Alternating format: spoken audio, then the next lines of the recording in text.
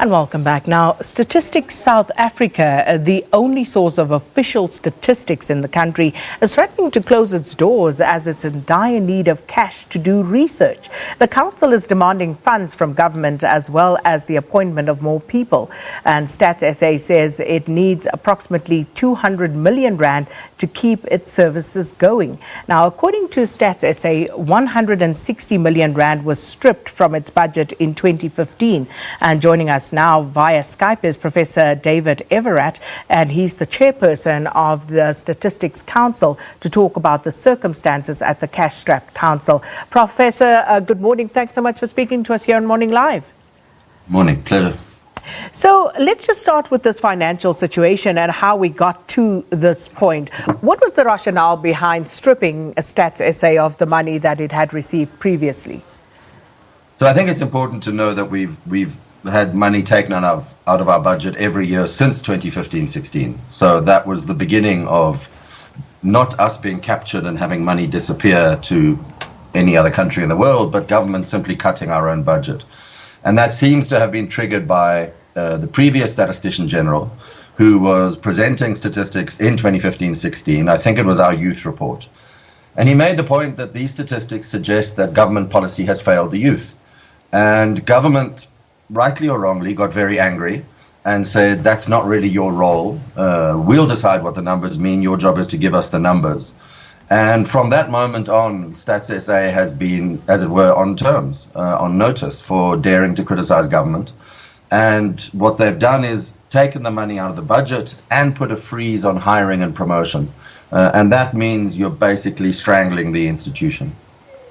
Am I understanding you correctly, Professor Everatt? Are you saying that Stats SA's budget has been cut as a punitive measure, as it were, for a previous Statistician General having perhaps stepped out of line, at least as the politicians would see it?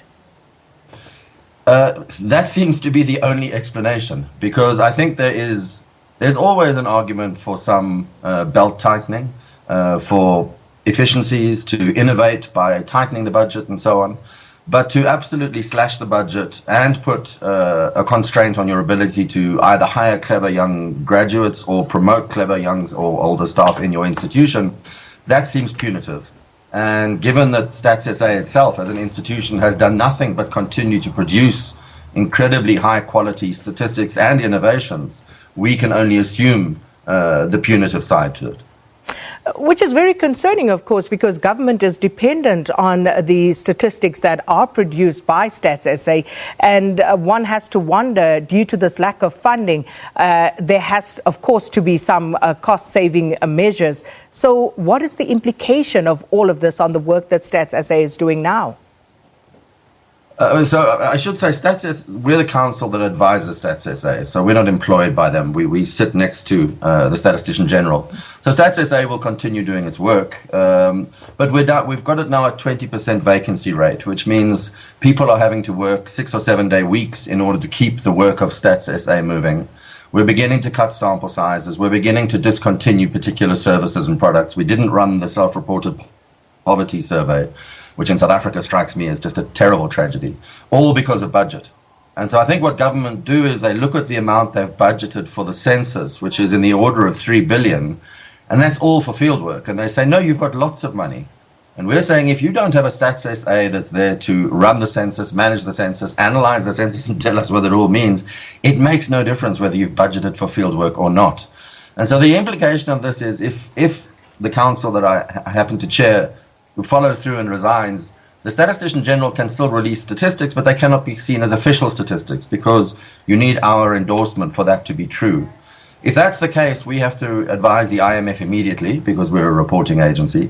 The IMF will certainly advise the ratings agencies, international corporates, and all the rest. And it just continues this downward spiral for no reason that we can understand, because asking for 200 or 250 million rand compared to the 1.4 billion for PRASA and however many billions for SAA and Eskom and the rest, it seems a tiny sum. And yet we are just absolutely unable to get that message across. So, unable to get that message across, does this mean that you have met, at least recently, with government to discuss the situation? I think we meet on an ongoing basis, and I have to say, government, or at least our ministers, which previously, when I was appointed chair, was Nkosazana Dlamini Zuma, now it's Jackson Mthembu, they've been incredibly sympathetic and supportive of the work of Stats SA. And last time I was with our reporting minister, he actually phoned the DG of Treasury and said, why are we in this situation? And that's the question we continue to ask, which is, why are we still in this situation? So government and politicians tend to appreciate Stats SA. They like the work it does now. They certainly didn't in 2016. But getting that turned into a budget allocation that says to us, you can now grow again, you can now hire again, you can now promote again, and you can get those clever kids in out of university. You can make the census work by having the people in the institution, not just the field workers in the field. There's a gap that we're not able to cross. So we get lots of support and sympathy. That's never been in doubt. It's translating that into a budget allocation that allows Stats SA to do the job that it has done for 25 years, but which we seem to be trying to stop it doing. I would imagine you would have explained to those government officials, but perhaps you can explain to the rest of us as South Africa, those frozen and vacant positions at the organization. What sort of impact does that have on the quality of the research that has to be done? You know, that, if you like, is the warning light. So what we're trying to do is to say to government, you're forcing an ever-shrinking organization where, to be honest, if you're young and clever and you want to be promoted, you have to leave because we can't promote you. If you're young and ambitious and you want to come in, we can't hire you. If you're, God forbid, my age and talented and you want to get promoted, we can't. So we're bleeding all of our good people, not all, but many of our good people into multinationals, into the private sector, into stats agencies across Africa. So we're producing the top people, we're just not keeping them. And so the implication is very clear. This organization has got to be able to grow, hire, and flourish if it's going to continue producing the stats that you need. And so what we're trying to say is, if you don't do that, human error, if nothing else, human error is going to bite. And rather we wave this red flag now than we wait for Stats SA to release wrong data. And then we say, see, that's what happens when you don't fund us. That would be catastrophic. Because if we give you the wrong GDP figure or the wrong inflation figure or the wrong, Stats SA releases 240 products in a year. If any one of those is wrong, we will be savaged in the media, and rightly so, because we have to produce official correct statistics. And so what we're saying to government is, you're setting up a situation where incorrect statistics is an almost inevitability because you're stretching people, fewer and fewer people across a broader and broader area. And with this massive census 2021 coming in next year, which is going to suck up every resource we've got, we're just setting ourselves up for something that we desperately don't want to happen, which is why we as council are saying, fix it now. Don't wait for the crisis to happen. Fix it now. You've had 5 years of us asking for it, and now we're not going to ask anymore. You either fix it or we are not able to put our name to the statistics. Sounds truly ominous. So just in the final analysis, how much do you need? When do you need it by? Well, we need it in 2015-16, but we'll take it any time that the Minister of Finance is willing to give it. The Statistician General, as a good statistician, asked for only 160, including half of that to provide more statistics to government.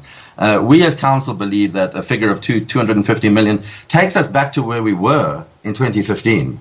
It ignores all the cuts that happened in 2017, 18, 19, and so on. Even the little bit of money we've been offered now, which you'll see in the minister's press statement, we've been offered 46 million as a quick emergency injection on the condition that we lower our staff component, which just suggests that no one is understanding the point, that we need an injection of funds to the tune of 250 million and a lifting of the senseless imposition of no hiring and no promotions to allow the organization to start breathing again. Well, let's hope that we can help amplify that message. Thank you so much for your time this morning, Professor David Everatt, Chairperson of the Statistics Council, talking to us about the possibility of the council ceasing their research due to a lack of financial support. And that takes us up to time for sport.